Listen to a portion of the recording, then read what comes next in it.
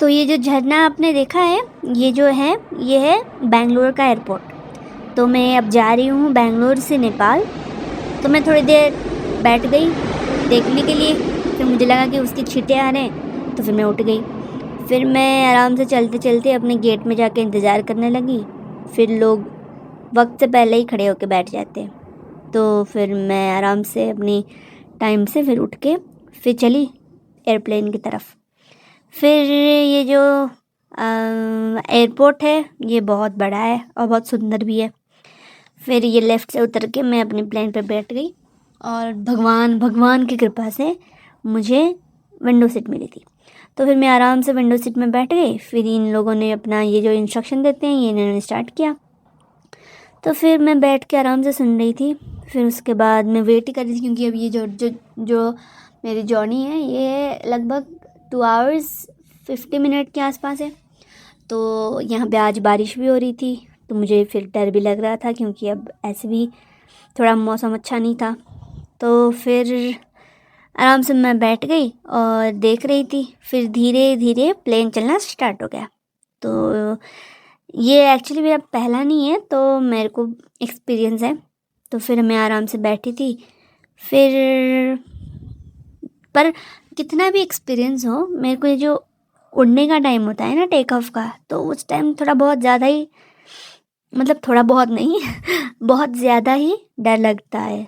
तो देखो थोड़ा सा मेरा कैमरा भी हिल रहा है। तो फिर उसका इंजन का साउंड ये वगैरह वगैरह वगैरह जब ये सब सुनाई देता है, मुझे थोड़ा डर लगता है। तो फिर बस टेक ऑफ के बाद कुछ नहीं होता। फिर टेक ऑफ हो गया। फिर अच्छा लगता है प्लेन में ट्रैवल करना, सुकून फील होता है। फिर ऊपर जाओ, आराम से देखो आसपास। पर वैसे भी ये क्या था, नाइट था तो कुछ दिखा नहीं। तो ऊपर से यही दिखा था, और ये एयर इंडिया था, तो इन्होंने खाना भी सर्व किया था। तो फिर आराम से बैठी थी मैं। फिर बैठी थी मैंने बहुत आराम से बैठी थी वाला वर्ड यूज़ किया ना, पता नहीं क्यों यूज़ कर रही हूँ। तो फिर ये मैं अब क्या करूँ, टाइम पास हो नहीं रहा था। तो मैं मेरे पास 2 फ़ोन्स थे।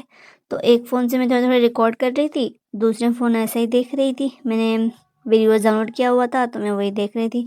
तो ये छोटे छोटे क्लिप्स को मिक्स करके मैंने एक लंबा वीडियो बनाया है। तो मैं बहुत टाइम बाद अपने घर जा रही थी, जैसे कि शायद 4-5 महीने बाद। वैसे तो ये इतना बड़ा टाइम नहीं होता, पर मैं पहली बार अपने घर से इतने टाइम दूर थी। तो मुझे थोड़ा अच्छा लग रहा था। पर ये जो था ये डायरेक्ट फ़्लाइट नहीं था, मुझे दिल्ली होके फिर दिल्ली में 1.5 घंटे का ट्रांजिट था शायद। तो दिल्ली में रुक के फिर दिल्ली से 5 बजे उड़ना था। पर ये जो बेंगलोर एयरपोर्ट है, इन्होंने यहीं पे देरी कर दी। तो बैठे बैठे मेरा फ़्लाइट होने को था 11 ओ क्लॉक पे, 11:30 पे थे शायद, पर ये उड़ा ही 1 बजे था। तो फिर मैं पहुंची ही 4 बजे के आसपास। फिर बेंगलोर एयरपोर्ट से तो दिल्ली एयरपोर्ट बहुत ही बड़ा है, तो सब आप लोगों को मालूम ही होगा। तो फिर जैसे मैं प्लेन से उतरी, तो अब देखो ये अंकल ने स्टार्ट किया कैमरा चालू करना, मतलब थोड़ा सा लैंडिंग का टाइम हो गया, क्योंकि थोड़ा सा घर भी दिख रहे हैं।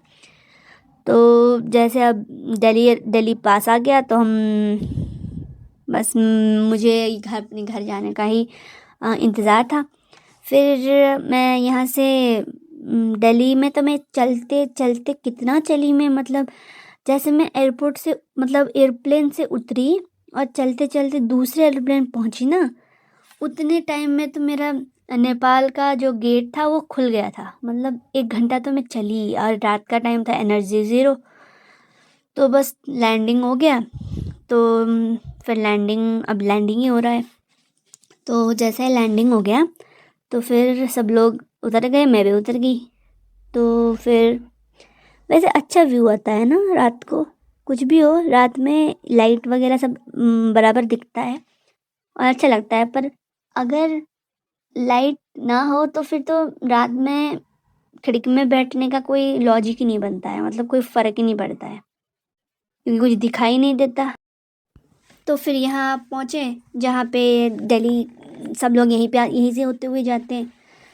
तो फिर वहाँ सब इमिग्रेशन वगैरह करके मैं फिर से प्लेन में बैठ गई, और बहुत टाइम लगा मुझे चलने में, बहुत थकी हुई भी थी। और कैसे भी करके बैठ गई। मतलब लास्ट कॉल था मेरे वाले प्लेन का। फिर वहाँ से भी टेक ऑफ हो गया। फिर टेक ऑफ होने के बाद मैं तो वेट ही कर रही थी, पर ये जो था ना, जो टाइम था, ये सुबह के 5 बजे का टाइम था शायद। तो थोड़ी थोड़ी सुबह होने वाली थी। तो फिर मेरे साइड में जो बैठे थे ना, थोड़े आगे वीडियो में उनका शक्ल दिखा है, वो ना भाई फुल ड्रंक थे वो। मतलब फुल ड्रंक थे। उनके मुंह से बास आ रही थी। मुझे इतना अनकंफर्टेबल हुआ था। पूरे लड़के थे, पर भगवान की कृपा से मुझे यहाँ पे भी विंडो सीट मिली थी।